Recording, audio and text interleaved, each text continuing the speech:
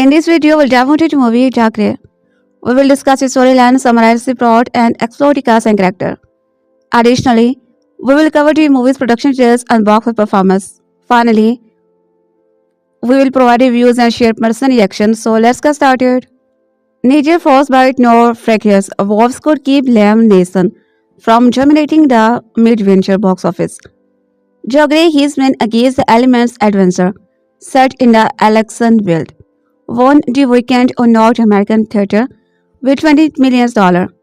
According to Studio Eliminated, 140 money, a girl power crime movie starring Catherine Hegel exceeded low expectations and opened to $11.75 million for third place behind last weekend's winner. Underworld Awakening, the suspense drama Man on a Ledge with Sam and Elsa Bank did a quick fall from a basement window, earning just $8.3 million in its debut film. But the overall box office was up about 14% from the same time last year. So far, every weekend in 2012 has been stronger than it in 2011, leading analysts to dream that folk have not totally forgotten the habit of going to the movies. In the actual figures released Monday, the three new mainstream releases all finished about $3 lakh below their predicted total. The Grey at $19.7 million won 40 money at $11.5 million and Man on a Ledge at $8 million. Contraband and the Descendant switches 7th and 8 places, ending with $6.7 million and $6.4 million, respectively. Only that its 10th place high wire significantly exceeded its Sunday estimate. The Grey is Neeson's third venture action film to score with the audiences. The 2009 Chicken opened to the $24 million, eventually grossing the $175 million in a domestic market and $226 million worldwide, while last year's Unknown earned $21.9 million its first weekend, $63.7 million over its full run in North American theater, and $130 million global. The R-rated thriller attracted an audiences that titled male and gave it a Medicore B- rating, as reported by the Cinema Score survey from 140 Money, based on the first in the genre series of the bestseller about the saucy Belle Bond woman. Plum Explosive the 18 was given scant chance to scholar and analysis, and screen for critics, then panned by those who paid to see it at 3%. Great on the Rotten Tomato, the film's nonetheless found its target demographic. 80% of the weekend customers were women, and 40% of those older than 40. Beyond learning the ladies of the Red Hat Society is subtitled Fun and Friendship after 50. The movie benefited from discounted tickets available on Groupon and promotions on the Home Shopping Network and at a Curves workout chain. There's a cheerful news. The royalties that 140 money was Hegel's lowest grossing debut weekend since 2007. Knocked Up made her a star in charge for her own project. The film's $11.75 million marks a precipitous drop from the $23 million for 27 dresses, the $27.6 million for The Ugly Truth, the $15.8 million for Killers, and the $14.5 million for Life as We Know It. It's also a hefty fall off from director Julie Anne's previous effort, the Malik Kairos Fine Gen Love Center, The Last Song, which took in the $70 million in its first weekend. The matchup of a star, even one who British has damned, with a killer frame crime franchise, should have been translated into an opening near $20 million if it were to spawn the hoped for sequel, and a superb B- rating from Cinema Score indicate that the faithful who saw the film this weekend won't be spreading the word of mouth. Hegel's Plum may not get as far even as to 40 Duff, in which Katie Beckinsale puts a vamp back into the vampire, held decently, a 50% drop from last weekend, and Red Rail, the George Lucas production about World War II, It's all black. Our airman's unit slumped just the 45% for fourth place this weekend. Last Christmas' biggest gift to Hollywood. Mission Impossible Ghost Protocol fell out of the top 10 in its seventh week, but crossed the $200 million mark in domestic theater. Tom Cruise's return to the superstar has earned $571 million worldwide, the highest grosser for any of the four Mission movies. It trailed the 1996 original and its 2000 sequel. Not far behind was the robot Johnny Jr., which is up to $182 million in North America and a $469 million planetary total. At this time of the movie's year, studio bosses don't look back so much as forward to Oscar hopeful that use Academy Award citation as a pro bono and campaign. That importable front runner, the artist which received 10 nominations while being named Best Picture by the director and producers of its theater, count to be 8079 this weekend and pulled in $3.3 million for a $16.7 million domestic total. One film extremely loud and incredibly close fooled the Oscar gross by landing among the Best Picture finalists. That surprisingly expectations have the post 9 by 11 family drama, starring Tom Hanks, Sandra Bullock, and Thomas Hahn, to a sixth place finish in its second weekend of wide release. Glenn Close was a Best Actress nominee for her work as the cross-dressing Irish butler in the Albert Nobbs, which opened to a muted 247 theater. The real indeed is where the Best Rookie nominee Pina Wenders tribute to the choreographer Pina Brusk. Here are the Sunday estimate of this weekend's top grossing picture in North American theater, as reported by the Box Office Mojo. The Great $20 million first weekend. Underworld Awakening $12.5 million, $45 million second week. 140 Money $11.75 million first weekend. Red Joel $10.4 million, $3.3 million. Men on a Less $8.3 million first weekend. Extremely loud and incredibly close $7.1 million, $21.1 million sixth week. The Descendant $6.6 million. Contraband $6.5 million, $56.4 million third week. Beauty and the Beast. The first took $20 million between the Friday and Sunday, according to industry estimate. Neeson leads to a group of survivors battling harsh weather and a pack of wolves in the Alaskan wilderness. Underworld Awakening was rocked down to second place, having taken $12.5 million over the same period. Catherine New Committee won a 40 money, based on a novel by Janet, finished in the third place with $11.8 million. Oscar contenders Hugo, The Artist and The Descendant all enjoyed a box office boost for after their nomination were announced last Tuesday. Taking for George Clooney, The Descendant $6.6 million, jumped $176 million compared with last weekend, while The Artist increased by 40% to $3.3 million. Orchenberg said the movie's R rating prevented it from matching the opening of Neeson's two recent action picks, Taken $24 million and The Unknown $21 million. Fueled by older woman Catherine Hegel, starrer, also beat expectations in grossing $11.8 million. After loss in number 2, slot to screen James Holdover, which earned a strong $12.5 million in its second outing. 140 Money, based on the popular Stephen Plum detective novel by Archer Janet, was fueled by fans of the book Older Female. Females made up 79% of the audiences, while 74% were over the age of 25. The pick received a B cinema score. We are very pleased, Lionsgate David Spears said. Lionsgate raised eyebrow among some of its rivals when packing the Groupon to offer discounted ticket for 140 money. Roughly $20 million Groupon members were offered the chance to buy one ticket for $6 and $12 for two tickets.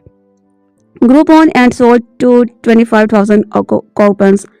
Although there are no figures yet as to how many were actually redeemed this weekend, since they are good for the entire run of the film. Generally speaking, 8 of the tickets were redeemed. It would sequel about $1.8 million in box office revenue.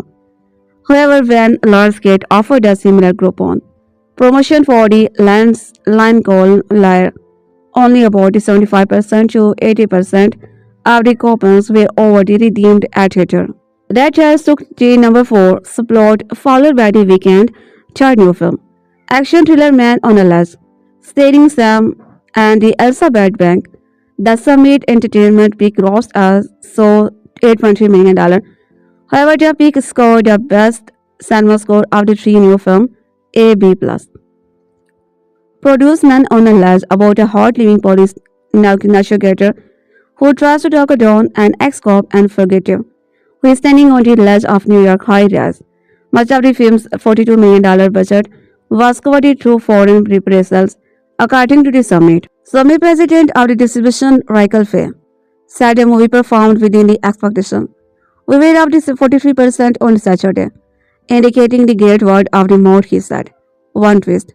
Lionsgate and the Summit did Man on a Ledge and won for the money long before the Lionsgate board Summit consummated earlier this month. Normally, one company would order two films on the same weekend. Summit also offered discounted tickets for Man on a Ledge via Living Social. Among the nine Oscar Best Picture contenders, Warner Bros. Extremely loud and incredibly close generated at the most business grossing $7.1 million from two six-theater theater for a cum of $21 million. The film's opening in six theater on Christmas. Movie endings they are usually pretty straightforward, right? Everything pays off. The main characters learn something, and our heroes ride off into the sunset. Sometimes we don't get a typical ending from a movie. We get something much more nuanced, complex, and open-ended. The kind of ending that leaves things up in the air for all of us to debate and theorize on until we are blue in the face.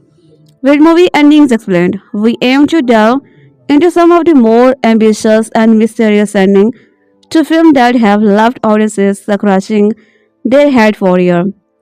And to attempt to explain them, in most cases, our definitive answer is not really there, so we definitely want to hear from you on you are interrupt the various endings we will be discussing with this series. This time we take a look at the final to director Joe 2011 film The Grey starring Liam Neeson. While the survival thriller was generally well received, its loss again split audiences. The marketing of the film had built up the expectation for moviegoers that they would get to see Liam Neeson fighting a wolf. While the primal theme of man versus nature and indeed man versus beast is very much a big part of the film, it's about much more than that too. A film that explores mortality and how to deal with it, set in the backdrop of the harsh Alaskan wilderness and a group of men stranded there after a plane crash.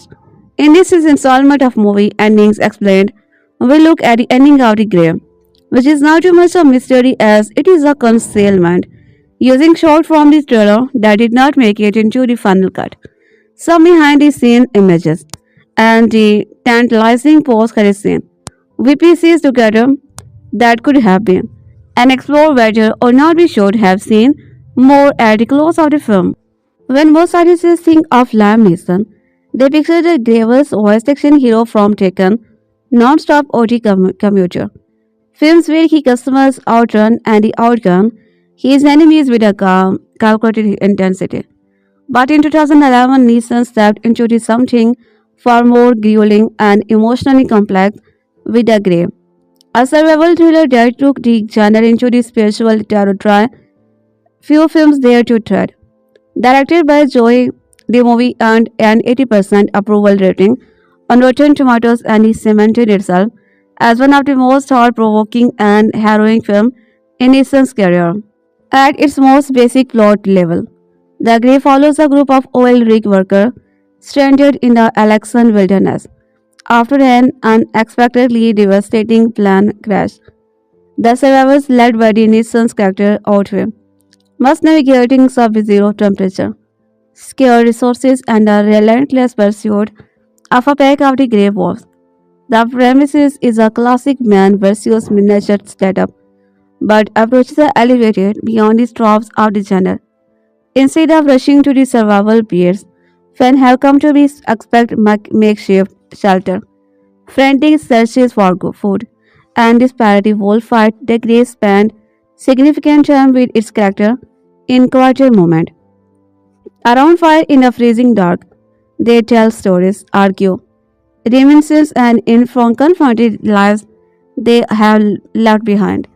These pauses don't slow the pacing or action down. They give it a weight. Audiences are not just watching faceless survivor, but listening to the flawed, despite men wrestle with immortality. What makes the Greece stand apart in know how it hides its biggest thematic twist in plain sight. While survival is the immediate goal, the real battle is internal, particularly after Ottway, whose opening the monologue reveals a man already contemplating suicide before the crash. This shift from a straightforward fight for your life narrative to an intimate, emotional journey is what keeps the films from blending into the background of similar thriller. It's a movie deeply no rooted in the misdirection. The wolves were all constant, but they are not the only threat. Uses red herrings to create a rhythm, a fear, sound in the night that lead nowhere. Clues about the wolves, behavior that he contracted earlier assumption, and hints about the wild characters will die next. That's the word expectation. The tensions build less from what audiences see and more from what they think is coming. While Jerry Venant has been cited as a spiritual cousin to the Grey, the difference lies in their intent. The Revenant is about evidence that will to live at all cost, presented with sweeping the cinematography and elaborate action sequences.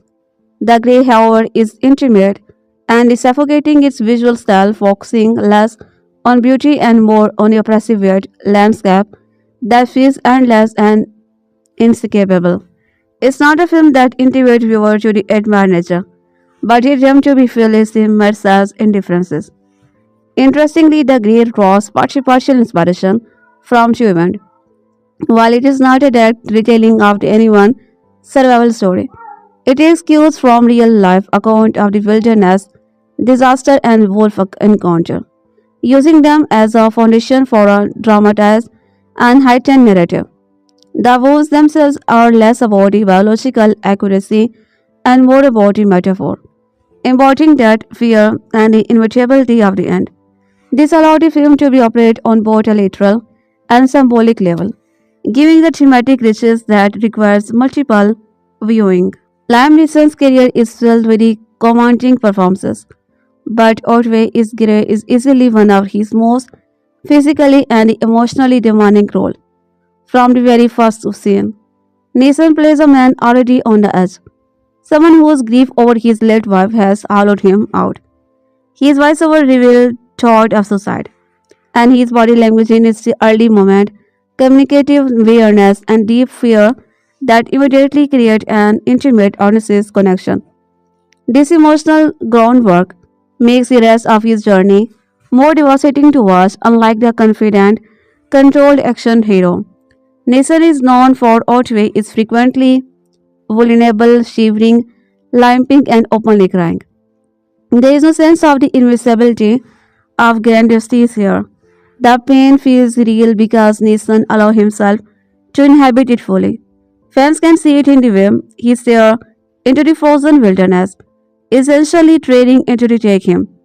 Physically, the Grey pushed Neeson far beyond the confines of the usual action set pieces, filmed in fried condition in British Columbia. The production subjected the cast to extreme, cold, and long hour outdoor. The fight scene with wolves, often a blend of CGI and animator, were grueling not because of stunt choreography but because of the raw, close quarter brutality they demanded. Every encounter feels disparate and intimate, not cinematic. This realism makes the Grey all harder watch than Innocent's mainstream thriller. While something like Taken invite the audience to roof of a satisfying victory, The Grey forces them to confront the likelihood of failure. The tension comes not from wondering how Otway will win, but whether he even wants to be that emotional uncertainty is what makes Neeson's work here so haunting. In the film's most famous moment, particularly the ending, where Otway prepared for a final confrontation with the alpha wolf, Neeson stripped away every layer affection hero posturing. It's not about a glorious last stand. It's about one man deciding in this final moment whether to embarrass that or fight it with the turtle, with his goal left in him. For much of the past 2 decades, Liam Neeson has been seen primarily as Hollywood's go-to the aging action star. While films like Unknown and Run All Night have been commercially successful, they often fall into a formula where Neeson play a skilled, determined man battling criminal or conspiracies. These roles are entertaining but they don't demand the same depth as the Grey. In many ways, the Grey jumps back to earlier point in Neeson's career when he was taking on emotionally layered role in films like Scander's List, Michael Collin, and Kinsey. In those performances, he showed a vulnerability and moral complexity that action-heavy scripts rarely allow. Comparing the Grey to other survivors-themed performances, such as Tom Hanks in Castaway or Leonardo DiCaprio in The Revenant, highlight Neeson's ability to blend physical endurance with emotional storytelling, where Hanks convey the optimism and ingenuity and DiCaprio channel relentless vigilance. Neeson plays a exhaustion and reluctant preservedness. This emotional range is something audiences and critics don't always credit him for. Neeson's reputation as an action figure has, in some ways, overshadowed his skill in playing broken.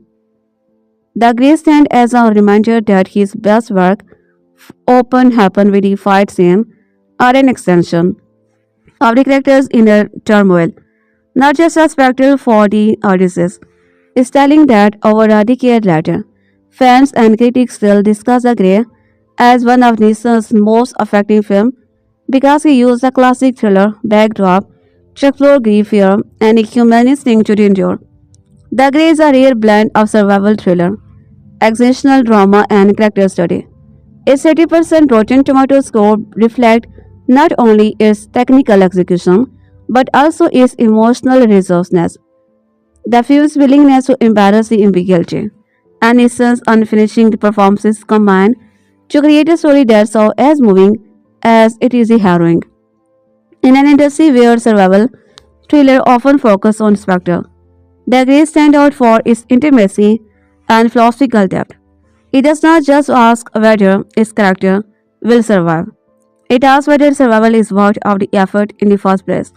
For Liam Neeson, it remains a career-defining moment, proving that his greatest strength is not just in the delivering action, but in delivering truth, no matter how cold it gets. 2011 The Grey sending seen George Ottway ready for a fight to the death with a wolf. But who wins and does it really mean? Films tell the story of a group of oil rig workers who survive a plane crash and find themselves stranded in waste and unforgiving Alaskan wilderness. The men just figure out how to be endured, not only freezing. Led by Ottway, a marksman who spent his days shooting wolves to protect these pipelines assemble. The group sets out in search of the civilization, forced to grapple with the reality of the impending death as a numbers divine. The Grey narrative leads to the inevitable standoff between the Ottway and the Alpha Wolf. The Grey was marketed as a survival action movie with tough guide from top nations picking out the predator one by one. That's an understandable presumption on the part of the artists based on the trailer for The Grey, which included flashes of a fight scene with Ottway and a wolf charging toward one another. The Grey ending shows Ottway preparing for battle. A group of oil workers survives a plane crash in the Alaskan wilderness, only to find themselves hunted by a wolf pack. It's down to huntsman John Ottway to lead these survivors to safety. In folklore, a werewolf is a man who transforms into a wolf-like creature, Usually, the transformation comes about after a bite or attack by another werewolf. In the Grey, however, the werewolf is metaphorical rather than literal. There is no gruesome physical transformation or murderous rampage. Instead, huntsman John Ottway is bitten by a wolf after his plan crashes in the wilderness. The movie then follows his subtle transformation into a wolf-like man. John does not actually become a mercile, four-legged killer, but he does learn to assert dominance over the rest of his pack and to think and react like a wolf. We know he does this successfully because the movie ends with Ottway facing down his alpha wolf counterpart, complete with a makeshift glass and steely resolve. The werewolf may be more symbolic than real, yet the film undoubtedly draws a connection between man and the wolves in multitude of ways. After the plane crash, the surviving oil worker form a tenuous bond. They do this out of necessity. Even there are tensions between them, notably Otway, and in fact, even while Otway is explaining how the wolves function. The survivors are mirroring Joe Carnahan's counterpart. Shortly after the men reach the bank of trees, they hear disturbing noises from the dock. It's the wolves fighting each other. A wolf whisper Otway explained whatever the challenges was, the alpha put it down. Just a moment after this, the tensions between him and theirs come to a head, with Otway likewise establishing himself as the alpha. Gentleman, through fear and frustration, attempt to fight back against the wolves, bowing their strategy. Latter flushed with the success of their first kill. You are not the animal, you are the animals. Audrey already has a connection to the wolves before he is Wolfman in Conjure. He is hired the killer, employed by a plutonium company, to spot and stop wolves before he can harm the worker. Competition is the end of the movies when the alpha wolf comes for Audrey. Now the rules are resolved. Ottway is in the wolf's den and has only the most basic weapon to stare for the inevitable. Torge's earlier word come to mind here. Wolves are the only animal that seek revenge. He claims too much derision. It sounds like a campfire ghost story, yet in a cinematic way, it resounds. One aspect of the film's Otway kills the wolf. Then the wolves come for Otway. Ultimately, the wolves reestablishes their dominance. They reclaim their territory, but also their way of life and death. The game begins with the Otway planning to kill himself. He writes a farewell letter to the wife who has left him, then steps outside with his gun.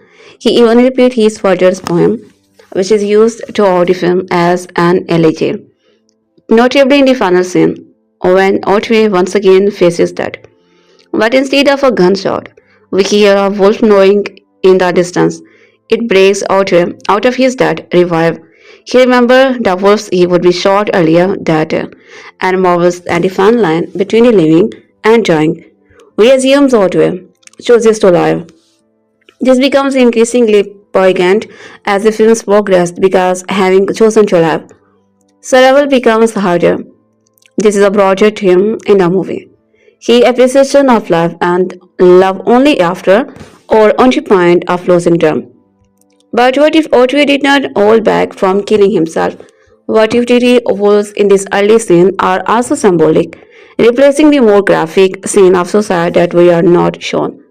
Their howling then becomes a bone-chilling cry of mourning, and the joining wolf, rather than a memory, is a metaphor for Otway dying. This makes the rest of the film's Ottway's hesitant dream in the last moment of his life, and there is some evidence which supports this. Consider the way Ottway's conscious feels in act out of reality, memory, dream, and death. The memories of his wife, who we eventually learn is already dead. Many of the men are visited by angels just before they die. They imagine living and their loved ones, who lead them peacefully into the afterlife. Otway is not visited by his dead wife in the same way. Instead, she is with him constantly throughout the film. It's almost as if she is trying to get him to be afterlife throughout. But he fights her and the acceptance of his death. So the film touches on fear of mortality and the painful wars we grieve in different ways, but perhaps it's also a symbolic portrait of depression. After all, we commonly talk of depression as a black dog. That makes for an interesting parallel for a film replayed with images and metaphor of wolves. Certainly, Ottway struggles toward a concern depression as much as survival. That's also what a circling wolves may represent. He has no life without his wife, and no will to live. His existence is so painful that we want to leave it for good. Yet it's only when he faces that he learns to laugh, or at least to fight for that on his own terms. The poem by Ottway's father becomes an elegy for a doomed survivor, but also represents the film's treatment of death and grieving. You could interpret the final lines as the circle of life. One wolf dies, and Ottway's lives. Later Ottway must die, and a wolf lives. Either way, life finds a way. While living can be tough, we always have the choices to struggle on. But as touching as this is, the poem is also slightly suspect, especially in the masculine message it passes from father to son to brothers in arms. Firstly, there is the suggestion that facing death is the greatest affirmation of life, and frankly, that just seems to sell existence short. Secondly, there is a nobility in facing death like a soldier, whose job you might say is both to live and to die. However, Ottway's men are no match for their enemy. They can't fight animal on the same drum, not without guns and other artificial advantage. Still, Ottway's motto advises them to dig deep and fight for life. Perhaps it's also a reminder to rage against the dying of the light. We all of us one day will die, given that personal knowledge. Our only redemption is both to face that without turning away and to make our lives meaningful even in a small moment. I don't know where Irish character Liam Neeson finds the inner darkness, inner loss, and inner ability to play the parts he's been playing lately in movies like The Grey and also Unknown and Chicken before it. Frankly, I'm scared to find out. You have got to speculate tragically losing his wife, fellow actresses. Natasha, dead 3 years ago in a freak-esque accident, has something to do with it. Nevertheless, Lamb is his 50s convincingly and even potentially takes himself to another place when playing these survival and revenge roles at his age. To me, he is channeling a darker and fierce resolve than the other silver-haired tough guys like the Charles Bronson, Clint Eastwood, and Steve McQueen that came before him. He is more rugged than Bronson, channels more rage than Eastwood, and is more stoic than the McQueen's coolness.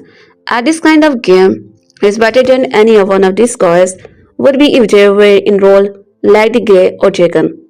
It is truly different experiences to watch Liam Neeson in the Grey. This is his darkest and most tragic turn yet, and it's feat to behold.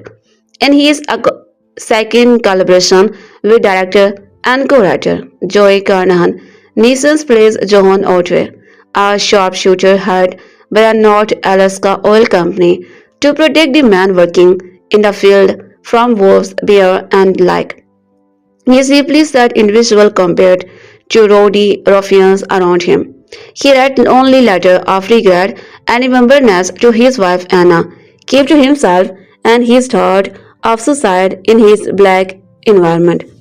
Ottway has little to live for when a horrific plan crashed threatened him and a handful of oil crew survivors in the snowy and violent Alaskan wilderness.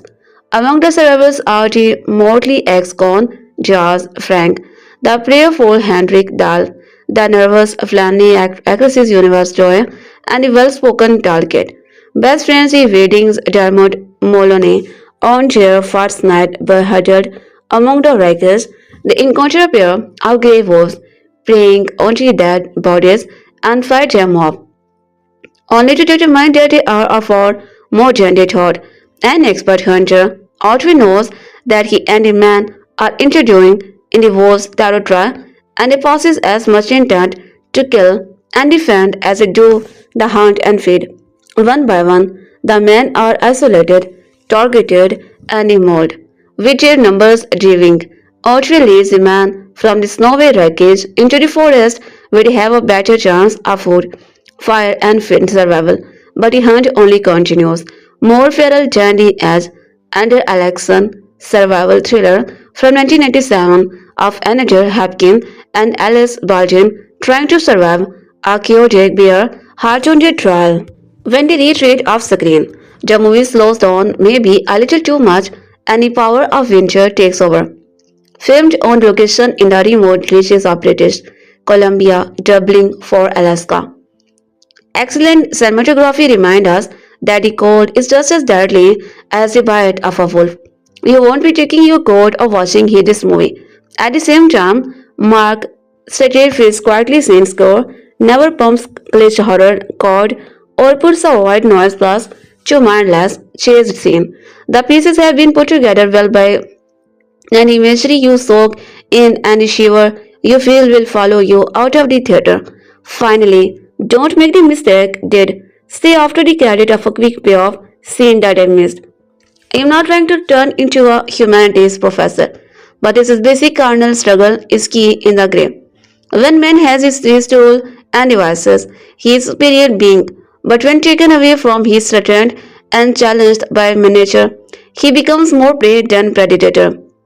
The wolves and the deadly weather condition demonstrate to our character just how weak and small we really are when forced back into the world from which we involved, even into territory we don't belong. Survival of the fittest takes over. Wolves are pack hunter and demonstrate an intelligence to hunt with deadly group precision. When alone, they are still formidable, but vulnerable away from the pack. People are the same way.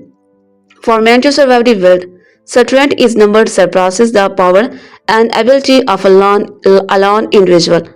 Or when one individual strays, the whole group can be compromised. In an instinct and emotion that calls up a will and determination that is unique with every individual. Each person's internal motivation and the trend of it is different. Some are motivated by fear, others by hate, and some are driven by the reminder of love. In each case, that emotional push and undoubtedly comes from within the speak to the person character. When pushed to that brink, that will. The definition and characters takes over in whatever form is strongest. This then survival thriller is solid vehicle for Neeson. Alexan's oil refinery workers, including the sharpshooter Neeson, are flying home for a much-needed vacation. A violent storm causes their plan to crash in the frozen wilderness as the small group of survival treks showdown toward civilization and safety. Mason and his company must battle more mortal injuries, the icy element, and a pack of the hungry wolves, shot in a washed out color palette, which adds John Ottway's job is protect pipeline worker in the Alaskan wilderness from wolf. Armed with a rifle, he diligently goes about his work. Yet he feels empty inside and he is seriously contemplating suicide. The memory of his wife haunts him, granting him so no space. On the last evening of his assignment, he has a weapon already in his mouth when he is startled by the howling of wolves and momentarily refrains from taking his own life. Even he is not exactly looking forward of returning home. The next morning he board a plan with the other worker. This time to bring them back to the civilization, but in the middle of the snow-covered nowhere. The plane crashed land, killing the majority of the passengers. Only John and six others survived the crash, yet they cannot really consider themselves lucky, as they have found themselves right in the territory of a wolf pack. Their only chance of a survival is to flee into the nearby forest, but the wolves and the weather make life jerk equally difficult for them. Not much has been expected recently from Joe Carnahan after his career as a director and screenwriter began promisingly with a gritty cop thriller Narc. This excellent debut was soon forgotten following the no-brainer Smoking Asses and the ill-fated cinematic adaptation of the cult series. Turned atrium. Consequently, there were no great expectations placed on the grave, especially since its plot basically feeds on a bear mat. Man fighting involves enough no. But Carnahan proves all these three critics wrong. His survival film is an intense cinematic experience with far more beneath the surface that one might initially assume. However, you assume opening over Twitter, you have feared the opposite. An absolutely brilliant Lam Neeson explained his situation in a 5-minute voiceover, describing his as losers and assured. This impression does not really change much while the plan is still in the air. But after the ferocious crash sequences, many things take a different turn. It does not take long for the wolves to bear, then sharp did for the first time. The initial victims remain faceless. It serves precisely one purpose, establishing the animal a relentless killer. Once the wolves have been unleashed, and its strength and the unpredictability clearly demonstrated, the directors simply need to be chased a survivor through the wilderness. Two night scenes are unbelievably suspenseful. As the predators are difficult to spot and can attack suddenly, there is no pause for breath during this phase nor later. When the characters of the already diminishing group finally gain some depth by sharing stories of their loved ones around the campfire. Thanks to the excellent sound mix, the audience does not just listen to their word but also register every cracking log and surrounding noises. Is that perhaps our wolf sneaking merrier? It's been a long time since viewers have been distanced in their cinema seat. It could have carried on like that night until the credit roll. Even then, it would still merit a very good, but in the final 10 minutes, Carnahan dares to do something deserving of real respect. He disregards mainstream appeal and allusion to the repeatedly recited poem. Chooses the only right part. This sparked heated discussion across many online forums. The filmmakers likely does not mind at all. Naturally, nothing will be revealed here except that the ending will resonate for a long term. Conclusion: The Grey delivers pure suspense with expertly timed shock, effective, convincing performances, and a perfect ending. After a rather average life 15 minutes, Sans Mason and Co. relentlessly drove the icy hellscape, hitting all the dramological notes flawlessly, is gripping the absorbing and not for the faint-hearted. Liam Neeson has proven time and time again that he is definitely not a guy. Not only did he showcase his special set of skill, Villiers kicking ass in 2009 Taken, the guy has also been a Jedi Knight, Aslan's Zeus and her for heaven's sake, the trained Batman, and teaming with the director's Joe for the second time. Since 2010, the A-Team reboot, he turns it to fight yet another enemy. Mother Nature's and he's ready to punch her in the face. Also, the trailer for the grave would make it seem, showing Liam Neeson just casually beating the crap out of the savage wilderness and giving the presumption that what you will be watching is an over-the-top action film. No, this film is not a film you presume it will be from the trailer. Instead, we follow the story of a Alaskan oil drilling team who, on their way back to civilization, end up having their plan crash in the middle of nowhere. A handful survive the crash, but Mother's Nature, a northern dawn with them just yet as a combination of hearts, bellies, and a pack of really pissed off wolves began to pick the group up one by one because they had landed smack a bang in the middle of their hunting ground. Neeson plays a man who was originally in charge of dealing with the wolves back at the work site, so he sees fit that he is in charge of what plan of action to take and what was to beat the crap out of. In other words, he wishes to survive, and in a way, that's what this film is majority about. And also how different people from different background all have different attitude to the idea of that. And I have got to give credit to the film for attaching outlook for each character. And but usually we are just killing fodder or stereotypes with no real story. But this film flashes out of the character in the film. This actually make you root for this band of not so merry men to survive this harsh environment. Problem is the film is actually brutal, so it hits hard every time. Especially with those wolves about. These wolves are just huge and nasty and they don't even eat anybody, they just kill them and leave their corpse. I have really enjoyed Liam Neeson, recent turnover in action director. Surprisingly, what was expected to be full of on ridiculous wolf beat, John ended up being a really artistic and philosophical action film. Scenes like the plane coming down are genuinely terrifying and the cold endless white help build a sense of the hopelessness and solitude. It almost feels like another planet in places, but as well as being thoughtful. I also thought it was a lot of fun, so I'm going to recommend this film. Just don't look at the Liam Neeson the wrong way, please. I beg for you. The Grey is mainly movie for men, like the ambitious. In fact, it's exactly one woman. It seems with any lens at all top, there are some women in a bar that provide a bit of ambient background noise. Most of the film is a group of men on the verge of destruction. The Grey is a man versus nature story. Emphasizes on man, but you get to see Liam Neeson first fight wolf, which is an obvious selling point in my world. The Grey takes place in Alaska. If you go to the very the edges of the civilization, then go past that. That's where the movie is set. Ottway work for an oil company. His job is to show the local wolves so they don't kill and eat the man who work on the pipeline. That's his job, to hold back nature so it does not sprint in and destroy humanity.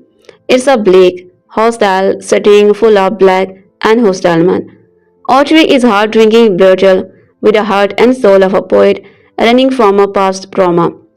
The pain of which he cannot stake, he is surrounded by the drag of society, ex-con brawl and a tough unkind, man unfit for mankind, his people. These are the kind of men with nothing waiting for them back in civilization. When a planned load of these roughneck crashes in a desolate, windswept Alaskan wilderness, a small group of the survivors try to stay alive and make their way back to the world they knew. At times, it's very much like they are trapped on another planet. Not only do they have to be content with an inhospitable environment, but they can to face with a murderous pack of wolves and themselves are dynamic and oscillate within their own group mirror the pack that pursues them. They last short fight and struggle for dominance. These characters could easily have been stocked up. That is actually how all of them, aside from Otway, began. But Carnahan takes his time and put in the work to make them all distinct. Complete individual, most of them anyway. There are a few that exist solely as Wolf Forger. You find yourself connecting with characters that you never thought you would, and feeling up people you initially despite. Everyone has a journey and a story, not just the control figure. And for the most part of the game, we weapon, jam together with a subtle touch that create balance, infusing it with an emotional tone you don't see coming. There are a few moments where the grey drag, but even at close to 2 hours, there are only a handful that could use time trimming. There is a scene that exists only to kill off a character whose name you barely know. It might have been easier to simply write one less survivor, and there is awkward point of view shift in middle. A debate over fate, chance decisions, and dumb luck rages between the men. Did they survive for a reason? If there was a reason, why are being back picked up by the wolves? One by one as they stretcher through a blizzard.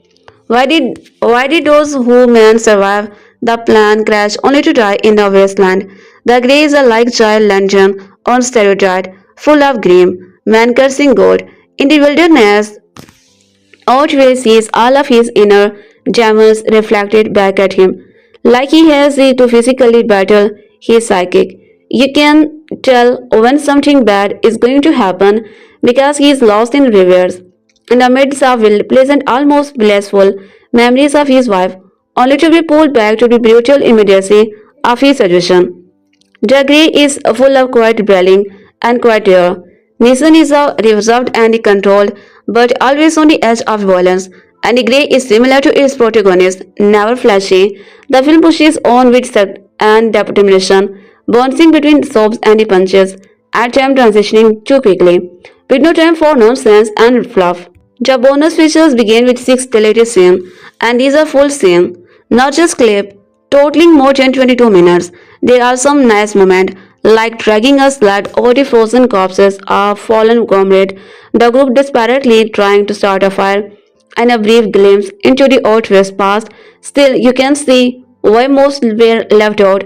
There are some thematic retread and bite that unicorn information you already know, And for a movie that is already to the brink of being too long, the cuts were made for a good reason. There is a commentary track with the Carnahan and the editors Roger Bergen and Jason Hellman. Much like his movie, Carnahan is shortly brash and he plots and drinks scotches throughout the whole film. The director may be tough, but at the same time, he is also engaging, the personable, and informative.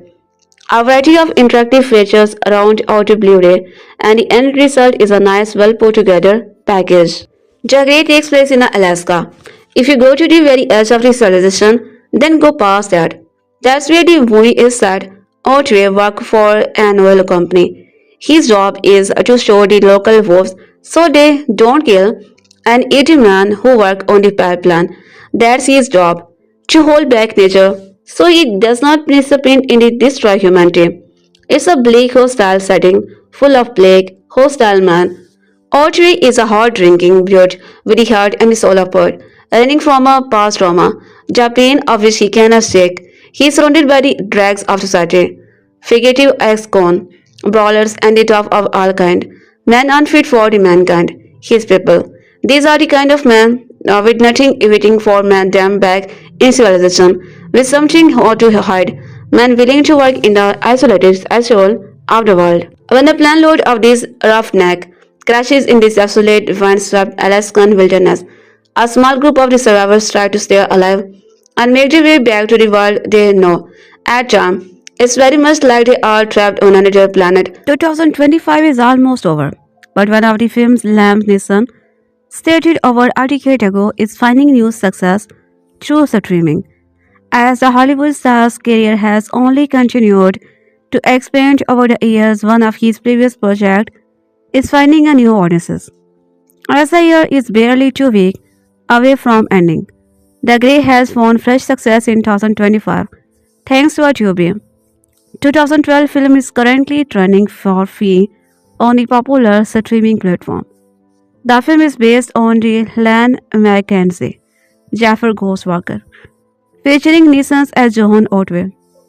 As the author co-wrote the screenplay with director Joe Carnahan. The movie was reportedly produced on a $25 million budget and ultimately grossed $81.2 million at the worldwide box office.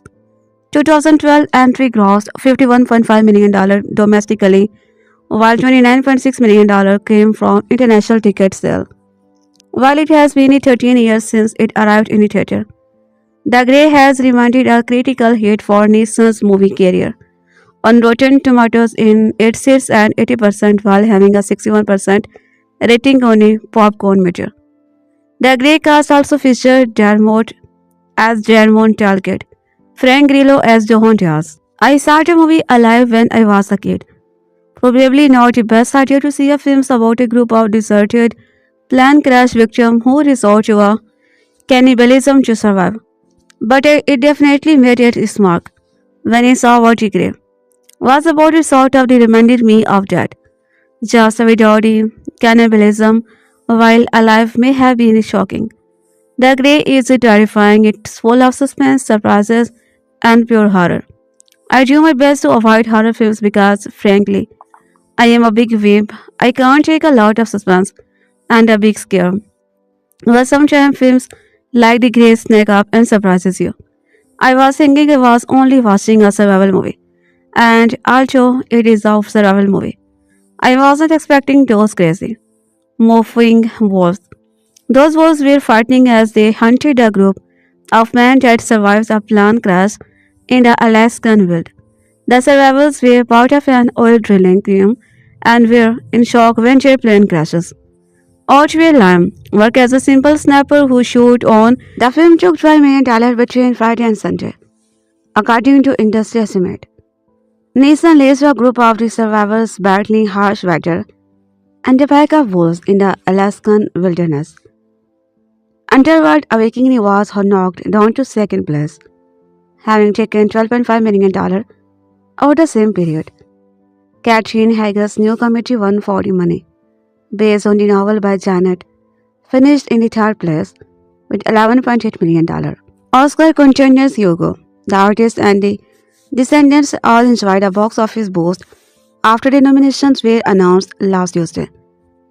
Taking for George Clooney's The Descendants, $6.6 million, jumped 176% compared with the weekend, while the artist increased by 40% to $3.3 million, $2.1 million.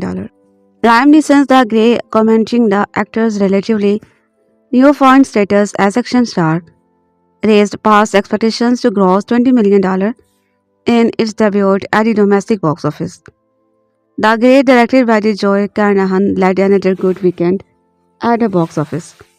So far, 2012 revenues are running nearly 10% ahead of 2011 as moviegoing continued to pick up the pace. Open Road Films, a joint venture of AMC Entertainment and the Regal's Entertainment, is disturbing the Grey, about a group of men stranded in the Alaskan wilderness after a plane crashed.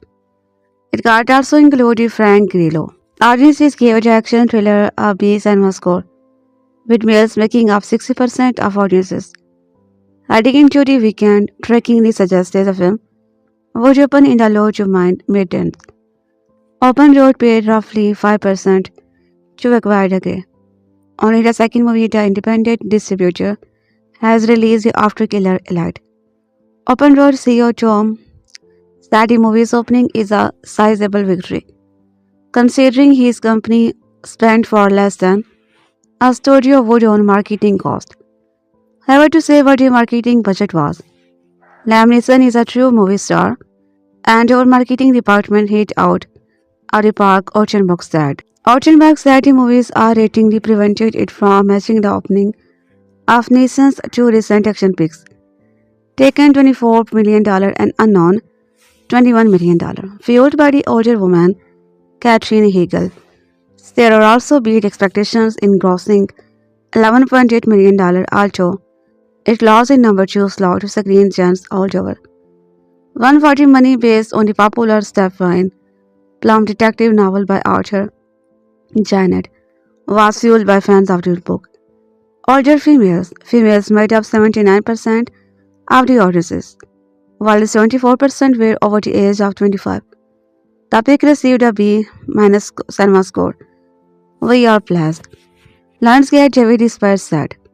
Lionsgate raised eyebrow among some of its rivals when pacing with the Groupon to offer discounted ticket for 140 money. Roughly $20 million Groupon members were offered a chance to buy the one ticket for $6 and $12 for two tickets. Groupon sold to 25 coupons. Although there are no figures yet as to how many were actually redeemed this weekend, since they are good for the entire run for the film. Generally speaking, if all the tickets were redeemed, it would equal about $1.8 million in box office revenue. However, when Lionsgate offered a similar Groupon promotion for the Lands layer, only about 75% to 80% of the coupons were over redeemed at theater. Lionsgate presented of distribution David Spires said the promotion was invaluable, since Groupon offered a deal to some $20 million members, raising the profile of the movie. As with Underworld Awakening, the George Lucas produced retails did strong business in its second weekend, grossing $12.4 million for a domestic film or $33.8 million. Awakening has now earned $45 million, a franchise best at this point in its run. Red Hills took the number 4 subplot, followed by the weekend third new film, action thriller Man on a Ledge, starring Sam Washington and Elizabeth Bank. The Summit Entertainment Peak grossed a so-so $8.3 million. However, the peaks they got the best cinema score of the three new films, a B+. Produced Man on a Ledge, about a hard-living police negotiator who tries to talk down an ex-cop and fugitive who is standing on the ledge of a New York high-rise. Much of the film's $42 million budget was covered through foreign pre-sale, according to Summit. Summit president of distribution Rickles Fay said the movie performed within the expectations. We were up 43% on Saturday, indicating great word of mouth, he said. One twist. Lionsgate and Summit dated Man on a Ledge and 140 money long before Lionsgate bought Summit. Consummately the earlier this month. Normally, one company would not air two films on the same weekend. Summit also offered discounted tickets for men on alleged via Living Social. Among the 9 Oscar Best Pictures, a contender, Warner Bros. Extremely loud and incredibly close generated the most business grossing $7.1 million from 2630 mid theater. For a cum $21 million, the film opening in 6 theater on Christmas Day waited until Oscar noms before expanding nationwide. Fox Searchlight's Best Picture contender, The Descendants, saw a nice Oscar bump as it added more than a 1400 theater to its run, grossing $6.6 million from 2001 to location, the biggest weekend grosses since the film's opening for a domestic cum of $58 million and coming in number 8. A separation nominated for an Oscar for Best Foreign Language Film scored a strong locations average of $9 million in grossing the 281K from 31 locations for a cum of 893K. Sony Pictures Classic is distributing the films in the US. Pina, nominated for Best Documentary, also continued to shine, grossing 185K for a cum of $1. Allocations average. IFC's Sentence Select is handing the films domestically. Roadside Attractions Albert Nobbs, which scored Glenn Close an Oscar nomination for Best Actresses. Debuted to 772K from 255 theater for allocations average of $145 million. The pick has grossed a total of $893K, including earning for an award qualifying run. Endeavored Awakening to Sony T773 $12.5 million, $45 million. 140 money, Lionsgate, Red Charles. There is nothing quite like being blown away by a movie. Going into the game, I was expecting just another venture action movie starring Liam Neeson, similar to Taken and The Unknown, but with Neeson's fighting was instead of revealing as European. I expected Neeson to be a badass, the war to be a ferocious, and the film to be a minor enjoyment in a midst of the venture movie wasteland. The film I saw was nothing like any of these expectations. Instead, what I saw was a harrowing account of survival and mortality when faced with the unrelenting nature of the world. The Grey follows a group of oil field workers in Alaska. After boarding a plane bound for the plane crashes, leaving only 7 men alive in the middle of the snowbound. Ottway, a man whose job at the oil field was to protect the worker from wild animals, takes charge and he organizes the survivor against the cold and the vicious, aggressive pack of wolves that inhabit the area. The plot boils down to man trying to survive one day longer against the cold and the predator that stalk the area. There is a scene that takes place shortly after Ottway groups with the survivors where he calmed a man with a fatal wound. This provides an important lesson for the rest of the film in the game that is inevitable and how the various men deal with it define them as individuals. The films open with the hard-boiled narration from Ottway in which he describes the inhabitation of the Alaskan oil operation as men unfit for mankind. These men are seen as incompatible with civilization, but as the event of the films show, they are helpless in the freedom of the world. They cannot survive, and it is only by cooperating that they can prolong their lives. Makeshift civilization saves them from another day. The atmosphere of the film is overwhelming. The cold blows of the skin and freezes you in your seat. A blizzard has not seemed this chilling since John Carpenter's The Thing. In some aspect, The Grey is a classic survival thriller concerned with the nitty-gritty of surviving the wilderness, finding water and food, bounding up against the cold, finding shelter, and setting up defense against the wolves. In another aspect, it's a dark drama, exploring mortality, falling man facing death. It succeeded enormously as both. As a thriller, The Grey has a few scenes that are more visual and invigorating the emotions. The plane crash sequence is terrifying. Carnahan strips down the scene to its essential. No music, no editing cues to let you know the disaster is coming. Nothing but the terror in the man's faces, and the excellent sound design to let you know what's happening. He puts you on board. The metal tube as it tears apart in the air while hurtling forward at hundreds of miles an hour, as well as scene in which the men have to cross a canyon on a makeshift rope is paralyzing, especially for acrophobic viewer like myself. As a drama, The Grey is even more interesting. It explores through its almost exclusively male cast and the way in which it dismantles ideas of how men are supposed to react in the extreme situation.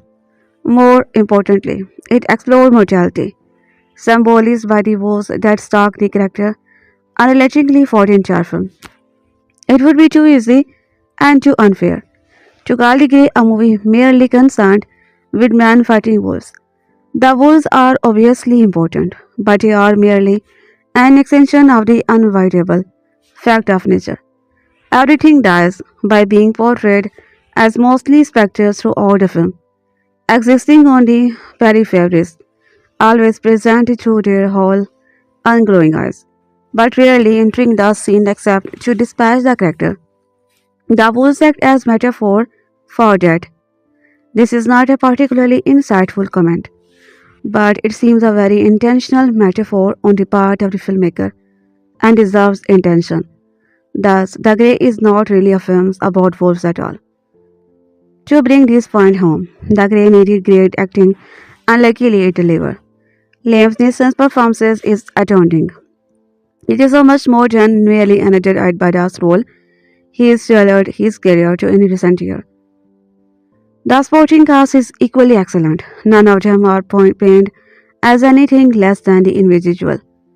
Carnahan gives them plenty of focus and honest characters moment where we can ponder them and their situation.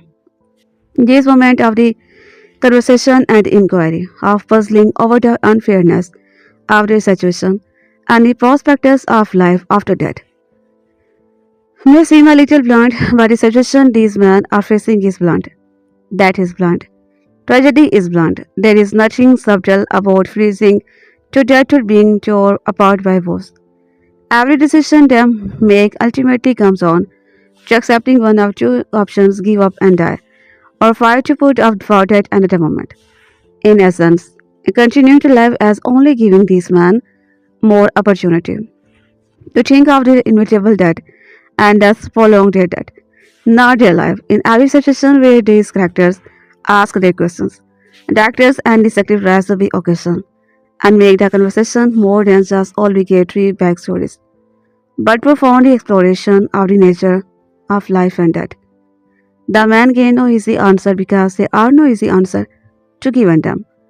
The Grey understands this and refuses to give up cheap clarification or resolution. Despite its January releases and misleading marketing campaign, The Grey is one of the best genre movie I have seen in a while. It asks tough questions and has an overwhelming threat to it. For a movie about Liam Neeson's fighting wolves, it is uncompromisingly challenging and extremely engrossing. There are few films are unlike. The Grey was an 11 survival thriller from film co-writer, produced and directed by Joe Carnahan, and starring Liam Neeson, Frank Grillo, Robert Joy Anderson Nanso. It is based on the short story Ghost Walker by Liam Neeson Jaffer, who also known wrote a screenplay with Carnahan. The story follows number of oil men stranded in Alaska after a plane crash, who must wage a war against multiple packs of the Canadian Grey Wolves, seeking them during the Marsalis Cold Water. Released in the United States on January 27, 2012. The film received a positive review with the praise for its philosophical term, and for Liam Neeson's performances it grossed $81 million worldwide. The next day he embarked on a return fight in George with his fellow worker and the plane crashes in any ice wilderness. Ottway survives along with the John Deere's target Patty Todd fiancé. The survivor's journey starts with the Ottway leading the way. Flannery stays from the group and is killed by the pack of the revenue's wolves. Flannery stays from the group and is killed by the pack of the revenue's wolves. At nightfall, the group is attacked again and they light several campfires to ward off the predator. They are overwhelmed with citrus, threatens Ottway with a knife. Ottway disarms his before the situation escalates. However, a lone wolf discharged theirs.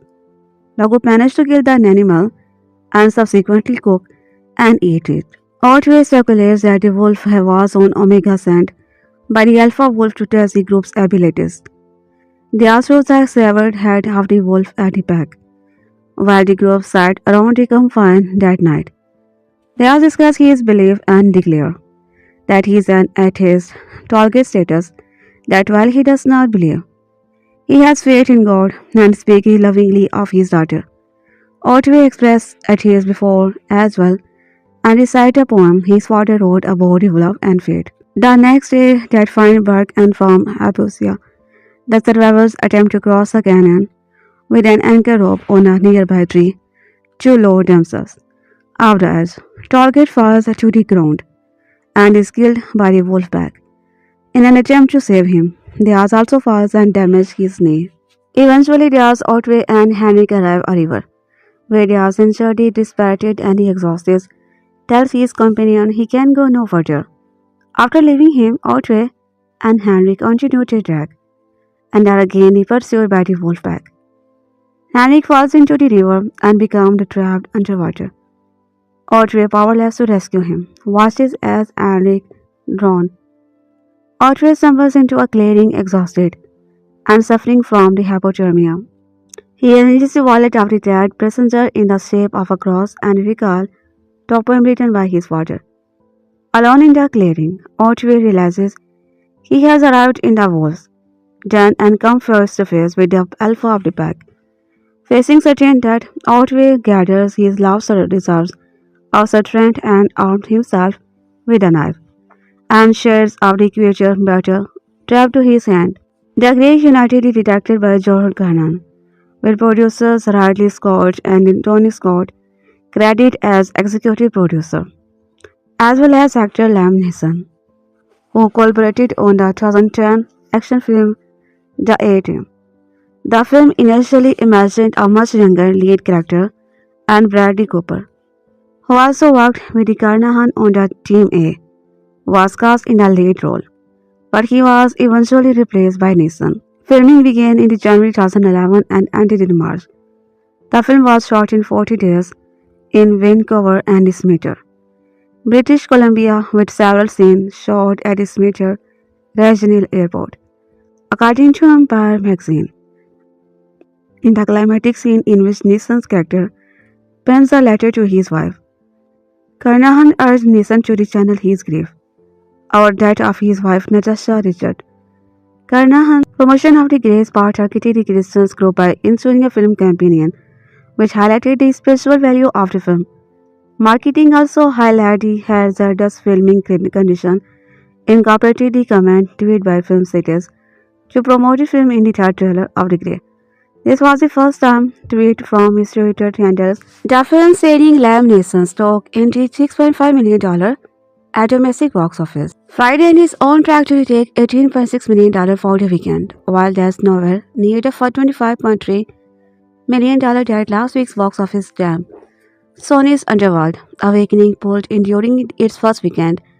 It is about $4 million more than the box office watchers had predicted, and it makes the picture the number one movie in the country. That's a nice distinction for any movie. Considering this is an open road film's second release ever, it is especially noteworthy. Last week's first and second place movie are in third and fourth place this week. Underworld Awakening took in the $3.4 million on Friday, and Red Tails grossed $2.8 million. Meanwhile, it was a box office bomb for The Descendant, which took in the $1.7 million on Friday, its best single day since December 10, when it grossed $2 million. The Fox Searchlight movie sharing expanded to 2001. Locations this weekend, more than last week, and is on track to the number 8 film in the country this weekend. Extremely Loud and Incredibly Close, also nominated for a Best Pictures Oscar, grossed $2 million on Friday. While that's down about $1.7 million compared to last Friday, it's still good enough to put it at number 6 in the country. This is second week for wide release for Extremely Loud and Incredibly Close, and it is looking to have 25 to 20% drop compared to last week. Without the nominations, that drop likely would have been 40% or more. The Grey starring Liam Neeson, Open Road Film's second release over, is poised to debut as number 1 movie at the domestic box office this weekend. This film is expected to easily beat this weekend at the new release. Lionsgate 140 money and Summit Man on a ledge. It's an unusual weekend at the box office. None of the 3 new movies come from the major studio, but all 3 come from high-profit producer Joe Carnahan.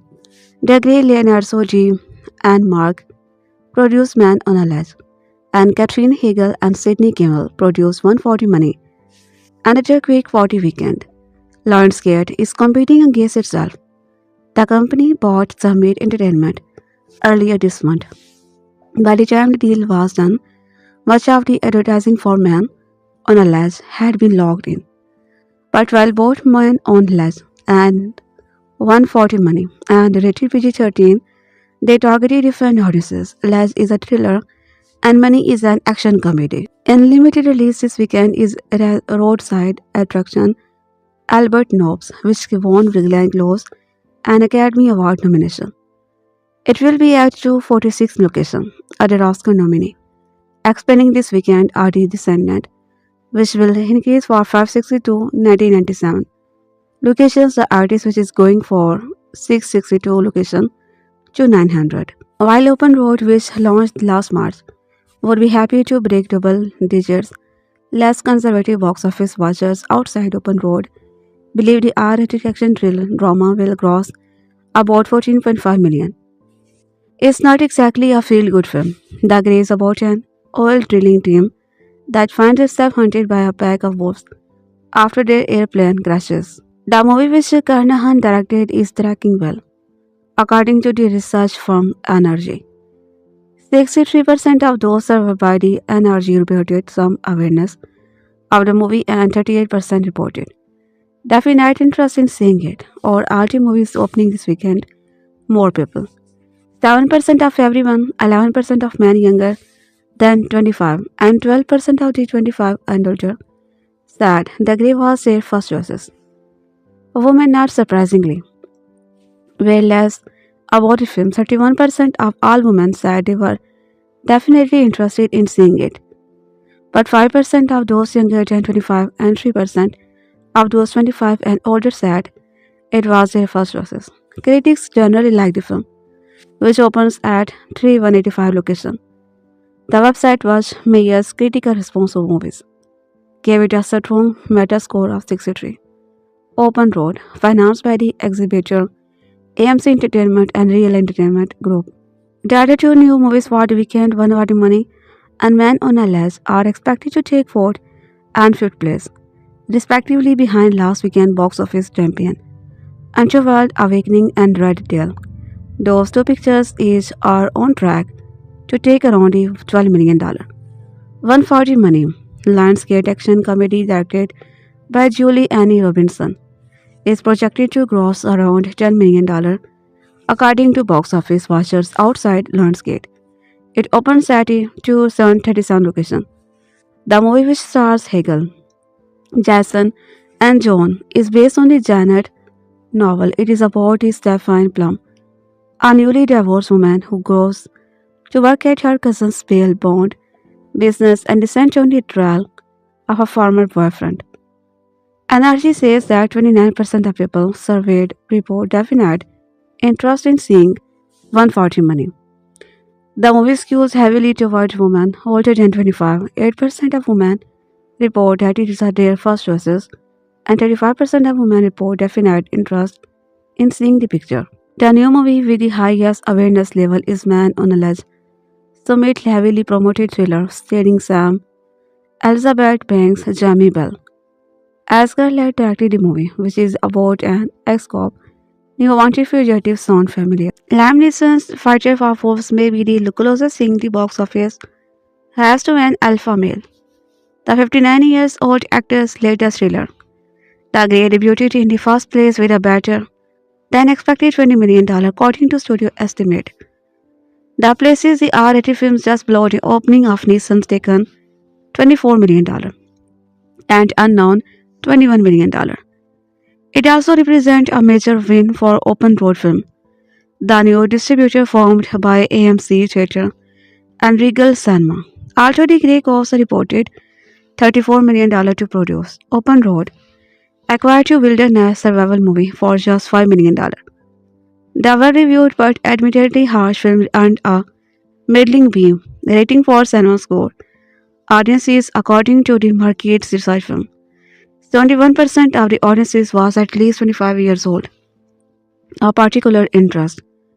67% of moviegoers listed Neeson as the reason they purchased a ticket to The Grey, confirming the actor's drawing power. Neeson is now taking suggestion on what animal he should confront next. My vote Alvin and the Jumpkin. The weekends to other new movies. 140 Money and Man on the Ledge witnessed less impressive debut. Both films were promoted with the 6 ticket after through online coupon site. The studio was essentially competing against itself. 140 Money is a Lionsgate release, while Man on the Ledge is from Summit. 140 Money, a PG-13 action comedy starring Catherine Hegel as a bail enforcement agent, landed in third place with $11.8 million. That's slightly better than what many industry experts predicted, but still represent Hegel what opening scenes breaking out in 2007 knocked up. There's noticeable downward trajectory to the star's recent box office performance, with each of the last 4 films opening to a smaller amount than the movie before it. 140 Money draw on audiences that was 75% female, and Salma's score participants gave it a B grade. Man on a Ledge underwhelmed with $8.3 million, enough for 5th place. The PG-13 thriller stars Avatar's Sam Waddington, who has yet to prove he can open a film without being surrounded by big-budget special effects. According to cinema scores, only 17% of audiences listed Warrington as a reason for buying a ticket. If there is a bright spot for Ledge, it's that the movie received a B+ rating from cinema score audiences. Among holdover, Underworld Awakening fell 51% for $12 million. That's actually the best second weekend hold for any Underworld movie. After 10 days, Awakening has grossed an estimated $45 million, more than any of its predecessors had in the same time frame. The World War II action films Red Rail dropped 45% for $10 million, bringing its 2 week that total to $33 million. Also, Mission Impossible Ghost Protocol grossed $200 million on Friday after 45 days in theater. Ghost Protocol has earned $202 million and is neck and neck with the Mission, which collected $201 million in the same period. It will be a nail-biter as Ghost Protocol attempt to pass Mission. Mission Impossible Ivy's final tally up to $50 million to become the franchise's top earner. In limited releases, Albert Nobbs, starring Oscar-nominated Glenn Close and Janet McTeer, and The Beauty to a Medicure from 245 Theatre. A number of Best Pictures nominees expanded this weekend to take advantage of their recent nomination. The Descendant, which increased in theatre, account for $560 million, jumped 167% to pull in. 8 men survived the plane crash in the Alaska wilderness. Leventon died soon after from his injuries as Ottway helped him accept his fate and watches him take his last dying breath. Hernandez is killed the night of crash by a Grey, a wolf van. He takes a break from sending watch to pee. Philandry is killed by the several Grey wolves when he falls behind a group as they hike from the wreckage across the drifts now to reach the forest, or can't adjust to the altitude and dies of the hypoxia. Tolgate dies when he loses his glasses and gets stuck on the makeshift line that the group attaches between the dead bros and cliff they are on. The line breaks and he plunges through the tree to the ground. The wolves drag his body away as a breath. His last breath. The ass gets to the exhausted to continue. He sits by a log near the river looking out any mountain. We hear him take a breath. Crackling branches seem to be signify that the wolves are approaching, but we don't actually see the ass there. Henrik falls in a river escaping the wolves, and his foot gets jammed in some underwater rocks. Ottway jumps in the river, but fails to save him. We see Henrik take his last breath before the storm. Ottway rails against God, asks for his help, and when nothing happens, he kneels down and looks at the pictures in all the world that he has collected from the dead and add his letter to his dead wife and his wallet to pile. The wolves surrounded him and Ottway concludes he isn't there. The black alpha male wolf challenges Ottway. Ottway takes Brock's glasses, miniature, alcohol bottle to one hand and a knife to his other hand. As Ottway and the alpha male wolf leap at one another, the film cuts to the black, sort of like the wrestler makes the call of the wild. After the credit, we see the prone alpha male wolf just rising up and down as it takes its last breath. Ottway's head is on the wolf's chest. He is apparently lying next to the wolf. It is left to the audiences to interrupt his scene. The Grey opens road film's second release ever, took a surprising $20 million at domestic box office. While Open Road, the targeted man in the R-rated action drama about an oil drilling team that is pursued by a pack of wolves after an airplane crashed in Alaska. Lionsgate went after different audiences with its PG-13 committee, 140 money. The strategy worked. 140 money, based on the Janet Evanwich novel, The Beauty, to the $11.75 million, exceeding projection by almost $2 million. Though $11 million made it number 3 movie in America, just behind Sony's Underworld Awakening. While The Grey and 140 money, The Beauty to better than expected number. The 11-week-old descendant enjoyed a significant bump after going wide for the first time and grossed $6.6 million. Fox Searchlight expanded the number of locations showing the movie by the 141 to 2001. In limited releases, the roadside attraction Academy Award nominated Albert Nobbs arrived at the 245 locations and grossed. Meanwhile, Paramount's Mission Impossible Ghost Protocol became the highest grossing film of their franchise. In its 7th week, the movie crossed the $200 million mark domestically and hit $571 million worldwide. That has been the case each week this month. More encouraging for the industry is number 1 movie for this month. The Devil Inside the Country brand, Underworld Awakening, and Now the Grey has exceeded projection. Of the 3 movies that opened in wide release this weekend, The Grey was the sole R-rated movie. It drew more than the woman. About 44% of its audiences was made up of men, and it had a slightly under crowd. Just more than half the audiences was made up of people 25 and older. We are thrilled, Open Road CEO Tom Ortenberg told of Rap Sunday morning. We were able to pull out this kind of result with only our second release and getting the outspent by the competition as we always will.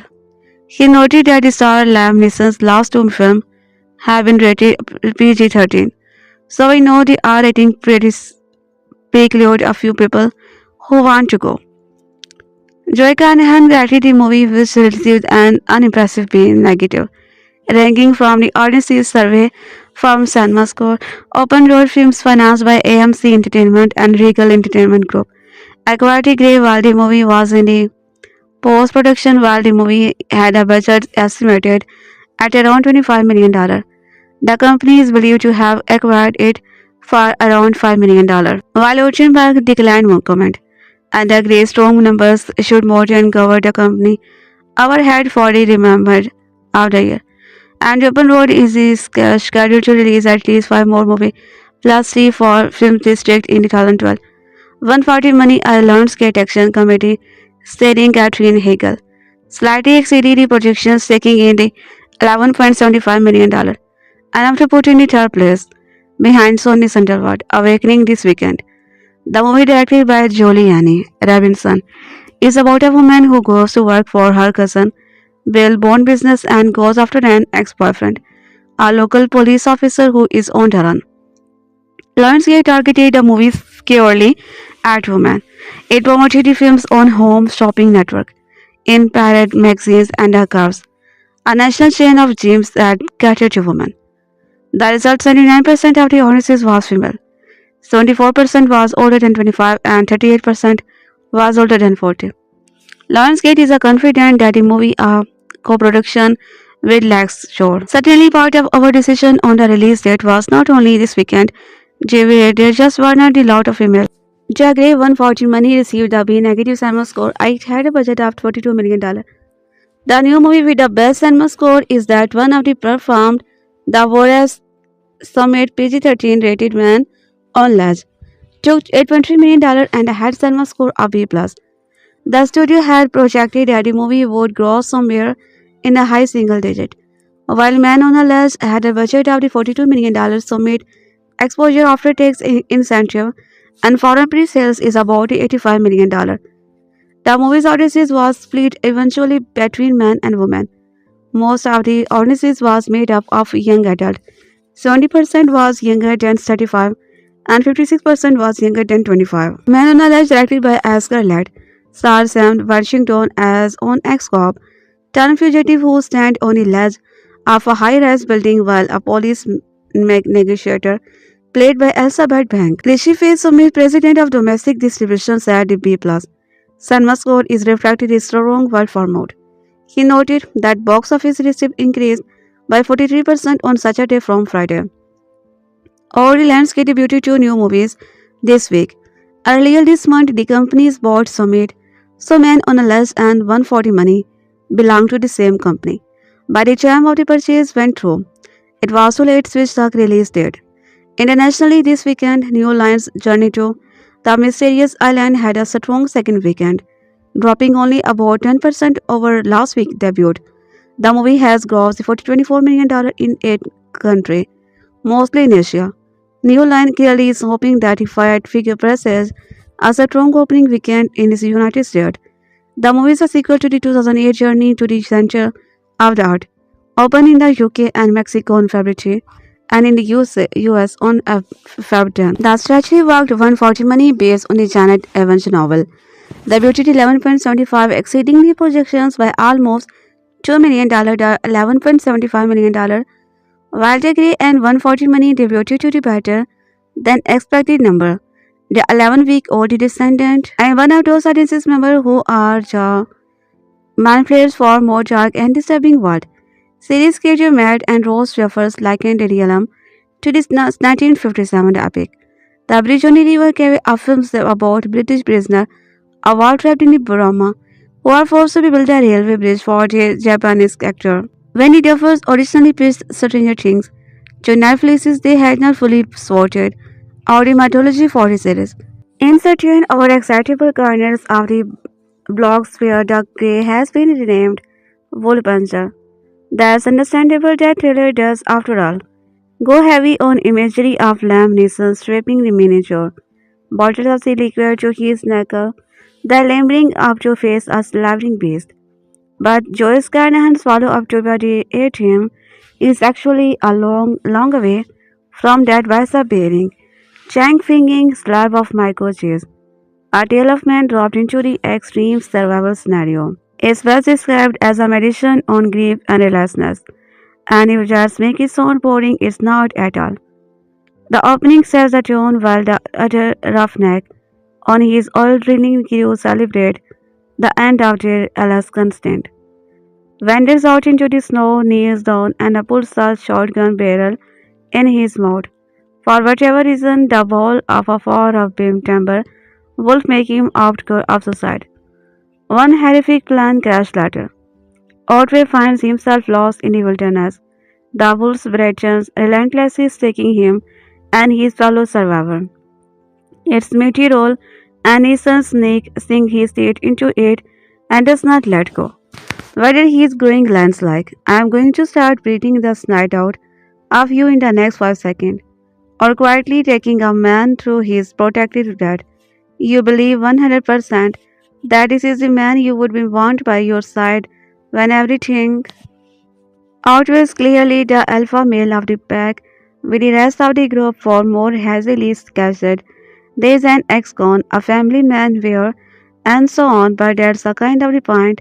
The whole chain can be read as a metaphor, a grief-stricken man wandering in the woods of the depression haunted by a demon that just won't leave him alone, trying to hold himself together long enough to make it out the other side. Or you could just grab some popcorn and enjoy it as one of the best survival horror in a year. Carnahan's exaggerated like of the way backfield, making this trip to the edge of hell more thrilling than draining. No green screen here, just a bona fide freezing forest where even the trees can kill.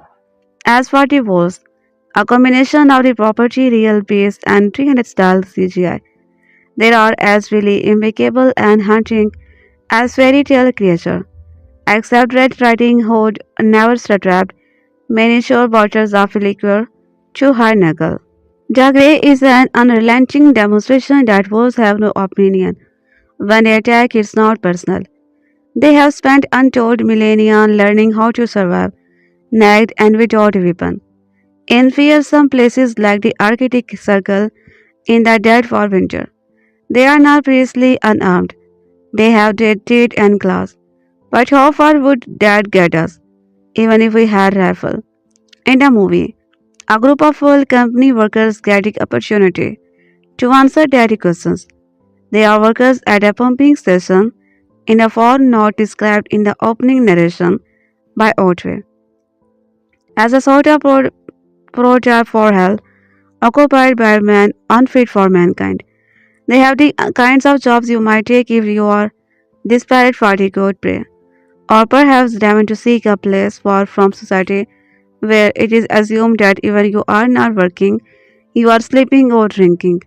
The bar no doubt has cheap prices and is crowded during an early scene that establishes the Outway and some other character. He is a marksman for the oil company. His job is to shoot wolves. When I learned from Sarah Palin hunting wolves from a helicopter, my sensibility were tested. But after him film, I was prepared to call in more helicopter. I was also stunned with the despair. It is happened that there were two movies scheduled that day in Lake's Street screening room. We local critics see many new releases.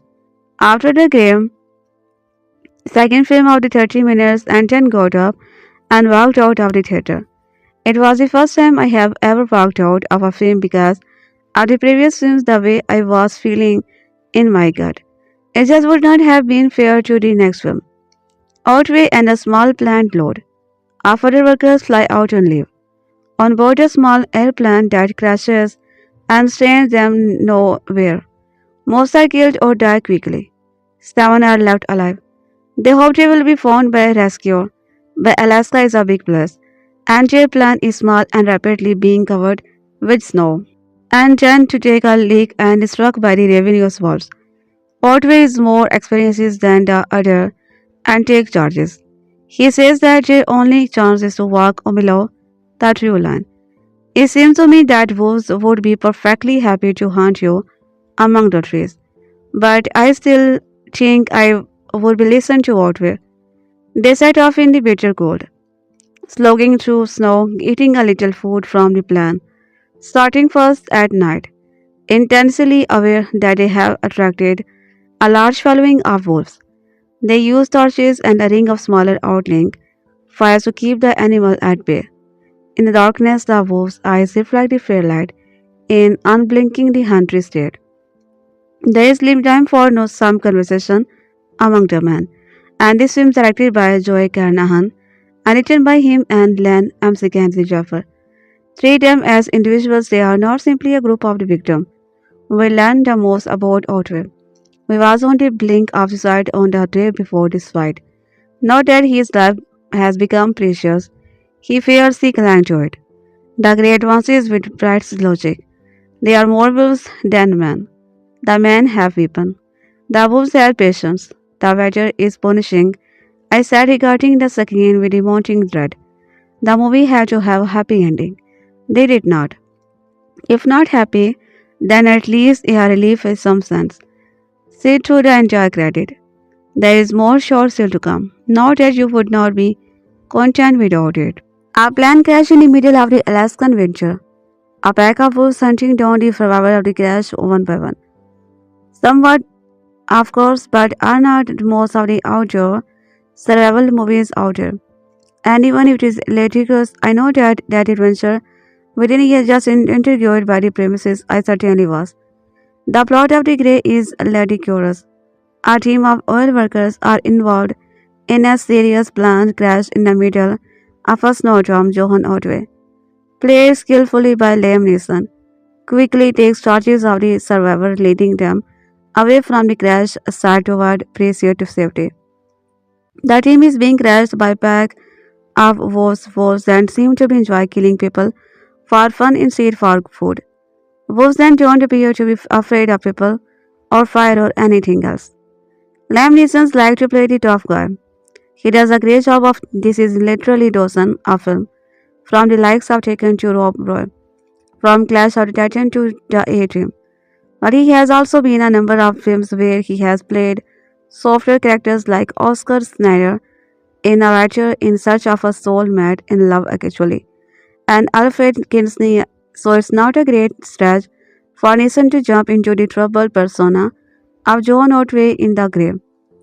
Otway is troubled not because he is stranded deep in an Alaskan whiteout with a number of swole-moted vagabond, but instead because he has deep inner demon which haunt him throughout the film. And this is where the story steps away from your standard running and jumping thriller. The Alaskan winter and every wolves are metaphor for Otway's inner demon. As a result, the film does not try full fit in the action movie genre. Instead, it becomes a meditation on loss, that and letting go. Joe Carnahan, the film's director, co-wrote and screenplay with other Lan MC Can Jaffer. The script is based on the Jaffer's short story.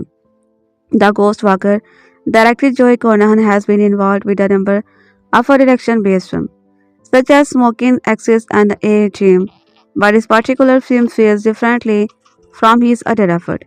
There is more to the story than mere oil.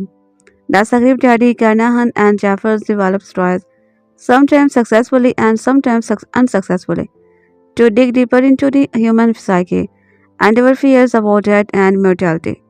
From an outdoor adventure perspective, the film leaves something to be desired.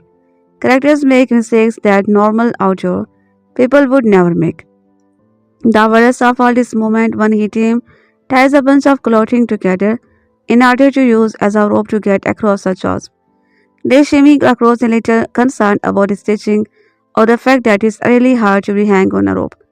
The moment that they decided to do this, you just want to slap your hand on your forehead and ask the characters if they are trying to die. In addition to the stranger decision that some of the characters make, there is the whole wolf hunting people think. This is pretty unrealistic, but I am somewhat willing to suspend my disbelief. Not everyone was impressed by this part of the story. Wikipedia states there was quite a bit of controversy surrounding the opening of the film. On January 19, 2012, British Columbia's Province featured an article about the movie's buying wolf care stitches for a local trapper. Two far props for the movies and two wolves for the cows to eat. This engaged environmentalists and animal activists who were already arrayed the movies depict wolves in a negative light, specifically at a time when the grey wolves had recently been removed from the endangered species act in many Western American states. In response to the portrayal of wolves in the film, group including the PETA and Wild Art Guardian started drives boycott the film. I doubt that a film like The Grey could ever have a real impact on the wolf population or on people's perspective on the animal.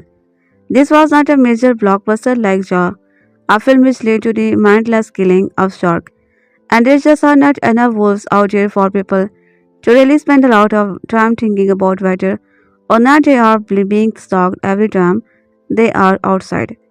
The Grey's film that looks like an action movie on the surface, but has a lot more to say underneath. It does not actually get around to saying much about loss, that inhuman condition.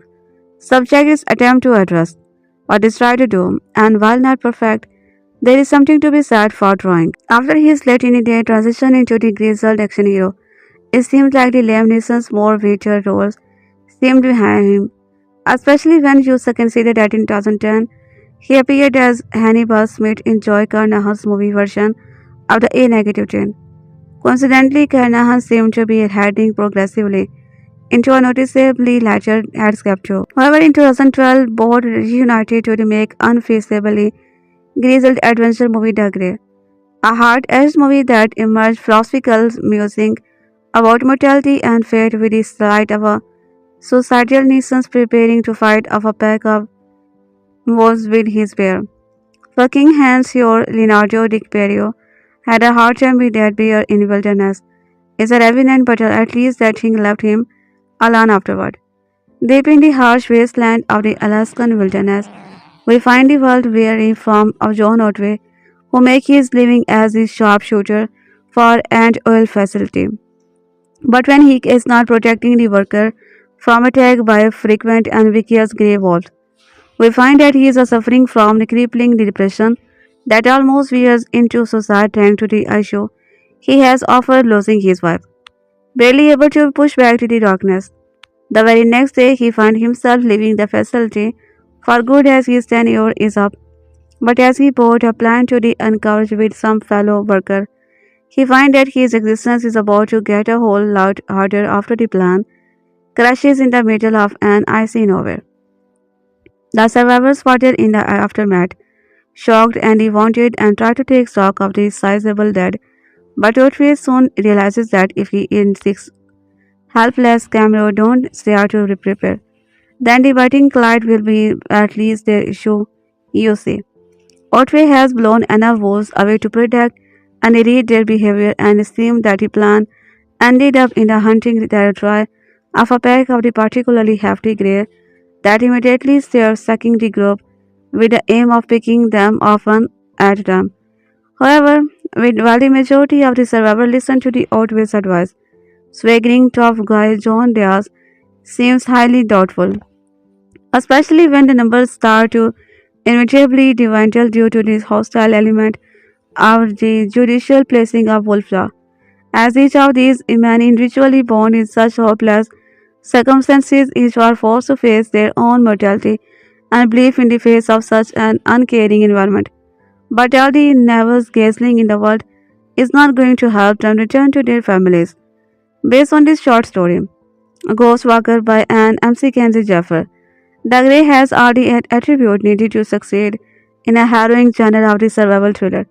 A central moral, a performances by a grizzled veteran actors, a clutch of similarly hunted looking sporting actor who obviously look like that had not completely ignored on a brutal filming condition, and a suitable man pieces of English predator who will relentlessly push our characters to the edge. But while the Grey has all these things in frigid abundance, it also comes with a more philosophical stand that helps me gradually melt the macro attitude of this alpha male. Carnahan, possibly reacting to the skill of the A-team, dials back the scope immeasurably, delivering both a bigger and smaller canvas thanks to the vast Alaskan wilderness and the fact that we barely have seven main characters. The characters accurately managed to transfer the ungodly temperature to anyone watching the film, making you wish you would brought a blanket along while the mercile wine cut the player to the bone, and it helped to have the cast look like they are generally hurting. Also, cannons shot the bolts with a mixture of quick flashes and long, drawn-out shot that are play race to the brim with the menace. The scene where the survivors first realizes exactly how deep in frozen shit they are when the night is suddenly lit up the numerous pair of glittering eye would turn your body to ice. In the midst of the stands, Neeson, who has obviously showed up to the work, taking that image of a lady ass kicker and remolding it into an emotionally wounded Vancouver who is he utterly lost. He owned the film just as much as Ottway owned his grave, and when you remember that the actor lost his actual wife, Natasha Richardson, is a sticking accident only 2 years prior. You can't discount that Neeson might have used the grey to work through his own personal matter. Whether this is true is not. The result can't be denied, and whether is the atheist outweigh belonging the fuckface or good God first light of the actor poised to fast fight the alpha wolf. There is an argument to be made that the majority of the rest of the cast is somewhat underwritten in the comparison. In fact, save for Frank Grillo's complaining, the only real thing that differentiates the characters fully is the manner of the death, which interestingly finally revealed that kind of man they were in life. While some are taken by the shaping jaws out of nowhere, others have reassuring vision of loved ones that ultimately prove to be deeply moving. In fact, a moment that sees Nielsen tearfully flicking through the wallet of the deceased in order to seize the family photo of his fallen comrade hid clean in the field for harder than he was expecting, and it's a testament to Carnahan's correction and Nielsen's acting that he is violent. While some who prefer their grappling outdoor adventure with a little less despair may miss the point of that devastating final shot. Stay tuned to the end of the credit for a teeny silver of resolution. This movie that merged hint for animal attack and disaster movie into its DNA. Stick to its themes admirably as their bunch of tough guys are gradually humbled by sheer attribution. There is not a long of love, and a chance of happy ending may be as remote as its smoldering crash site, but Carnahan stage as emotional that strips the notion of the good death to the bone. After film like this, The Edge and Castaway had urged me to think hard about how vulnerable we can become whenever civilized surroundings are replaced by all the dangers of nature. The Grey reassured me that this genre could still survive well into a new era.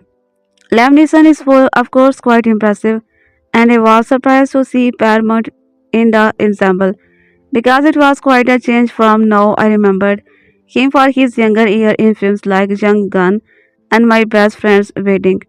I think these kind of films will always endure for reminding us how everything we thought we know could suddenly unravel because we face such issues in many ways today. So it makes me all more appreciable of that I have who knows what form of regret may be thrust upon us in the near future. Based on the short story Ghostwalker by Lan M. Jaffer, The Grey has all the attribute needed to succeed in the harrowing genre of the historical thriller. A central mournful performance by a grizzled veteran actor.